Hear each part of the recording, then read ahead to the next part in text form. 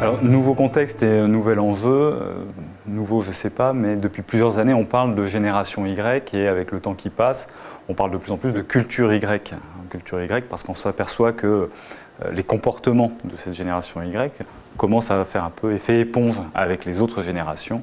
Pourquoi? Parce qu'on s'aperçoit que ces nouveaux comportements, rapport à l'autorité, besoin de transversalité aussi dans l'entreprise, et c'est pour ça qu'on trouve aussi l'émergence de ce qu'on appelle l'intelligence collective, qui répond de plus en plus à ces besoins.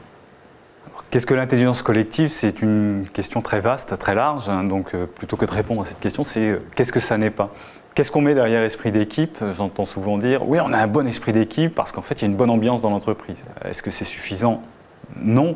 C'est-à-dire qu'on peut identifier différents niveaux de maturité au sein d'une équipe qui va de la collection d'individus, une somme d'individus qui se réunit autour d'une entreprise, autour d'un projet, et qui pour autant ne sait pas collaborer ensemble, pour aller jusqu'à la dimension équipe, telle qu'on peut l'entendre, qui nécessite de savoir confronter les idées, rentrer en opposition le cas échéant, pour aller tous ensemble, managers et collaborateurs, vers un objectif commun.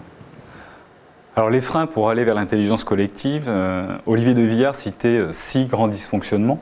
Je ne vais pas tous les passer en revue, je vais m'arrêter sur 2. Le premier, par exemple, qui est l'engagement réservé, c'est-à-dire que je vais regarder ce que fait l'équipe avant moi de m'engager dans l'action. Ça, c'est tant des managers que des collaborateurs qui peuvent avoir cette appréhension. Autre dysfonctionnement identifié, c'est l'exercice du pouvoir ou l'excès d'exercice du pouvoir. C'est par exemple un manager qui, issu du terrain, exerce un leadership de compétences et donc donner les solutions plutôt que de les faire émerger du groupe et se mettre au niveau du groupe. Ça peut se travailler autour de cohésion d'équipe par exemple ou au travers aussi de formation auprès des managers pour les sensibiliser à ce rôle. Et on est là vraiment sur de la conduite du changement des mentalités par rapport justement à ce positionnement de l'un par rapport à l'autre, du manager par rapport aux équipes.